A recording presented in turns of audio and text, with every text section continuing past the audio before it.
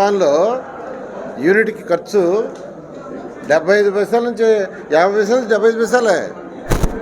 కారణం ఏంటంటే వాళ్ళు డిఫరెంట్ సోర్సెస్లో ఎలక్ట్రిసిటీని ప్రొడ్యూస్ చేస్తుంటారు. అలా మన నాయకుడు ఆలోచించాడు. కానీ ఈ నాయకుడికి అధికారం రాగానే ఫస్ట్ మనం ఇచ్చిన ప్రాజెక్ట్ చేశాడు. పోలవరం అయిపోయి ఉంటే అక్కడ దాదాపు 750 మెగావాట్ల ఎలక్ట్రిసిటీ ప్రొడ్యూస్ అయ్యింది.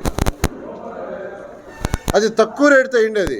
అది కానీ వచ్చుంటే ఎలక్ట్రిసిటీ రేటు తగ్గించేసినవాడు. కానీ దాన్ని చెడగొట్టారు. ఈ విధంగా ఈ ప్రభుత్వం అన్ని వ్యవస్థల్ని నాశనం చేసింది. ప్రజలు అన్ని రకాల ఇబ్బంది పడుతున్నారు. ఒక రకం కాదు, అంటే వ్యాపారస్తులు కాదు, ఇండస్ట్రియలిస్టులు కాదు, చిన్న ఆటో కార్మికులు కాదు, చిన్న కూలీ వాళ్ళు కాదు, కూలీ వాళ్ళు కూడా సఫర్ అవుతున్నారు. ఎందుకంటే వాళ్ళకి వచ్చేది ఎంత, రోజుకు 200 నుంచి 700. ఖర్చు ఎంత పెరిగిపోయింది, అబ్నార్మల్ పెరిగిపోయింది. వాళ్ళకి కూలీ అంటారా, నెలలో 30 రోజులు ఉండదు, నెలలో 20 రోజులు 15 రోజులు ఉంటుంది. ఇలాంటి ఏమీ నాయకుడికి పట్టదు. డెవలప్మెంట్ అవసరం లేదు.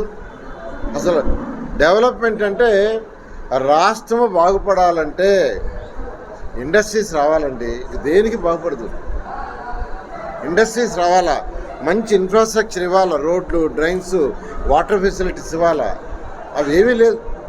కాబట్టి 2024లో ఖచ్చితంగా తెలుగుదేశం పార్టీ అత్యధిక మెజారిటీతో వస్తుంది.